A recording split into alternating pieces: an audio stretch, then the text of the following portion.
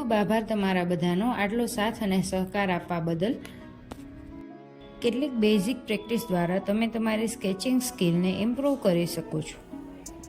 તમે કોઈ સ્કેચ બનાવો છો તો તેની શરૂઆત તમે લાઇનથી જ કરવાના, અને જો તમારી લાઇન જ સ્ટ્રેટ બનતી નહીં હોય તો તમને સ્કેચ બનાવવામાં તકલીફ પડશે. તેટલા માટે તમે સ્કેલની મદદથી એક સ્ટ્રેટ લાઇન ડ્રો કરો અને તે લાઇનની ઉપર અથવા તો તેની બાજુમાં એટલી જ સ્ટ્રેટ લાઇન ડ્રો કરવાની ટ્રાય કરો. જેટલી તમે પ્રેક્ટિસ કરશો એટલી તમારી સ્કિલ ઇમ્પ્રૂવ થતી જશે. બંને બાજુથી પ્રેક્ટિસ કરવી, જેથી કરીને તમારો હાથ બંને બાજુથી ને વળતો રહે.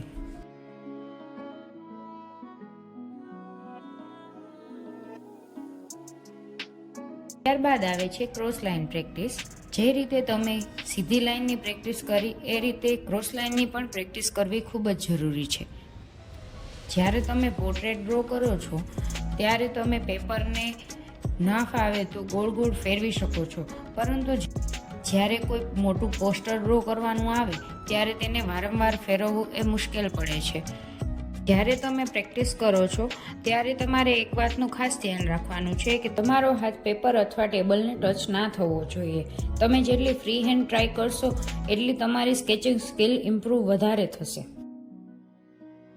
ત્યારબાદ આવે છે વળાંકવાળી લાઇનની પ્રેક્ટિસ. આ પ્રેક્ટિસ એટલા માટે જરૂરી છે કારણ કે જ્યારે આપણે કોઈ પોર્ટ્રેટ ડ્રો કરીએ છીએ ત્યારે ફેસના ભાગમાં ઘણી વળાંકવાળી વસ્તુઓ આવે છે, જેમ કે નાક છે, કાન છે, આંખ છે.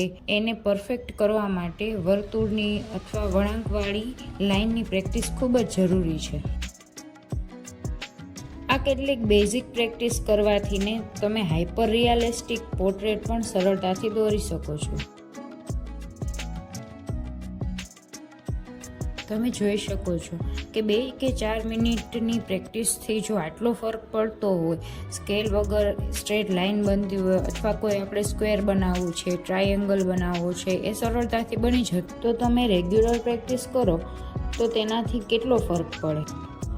જો તમને મારો વિડીયો પસંદ આવે તો લાઇક, શેર, સબસ્ક્રાઈબ જરૂરથી કરજો. જય શ્રી કૃષ્ણ, જય શ્રી રામ, જય માતાજી.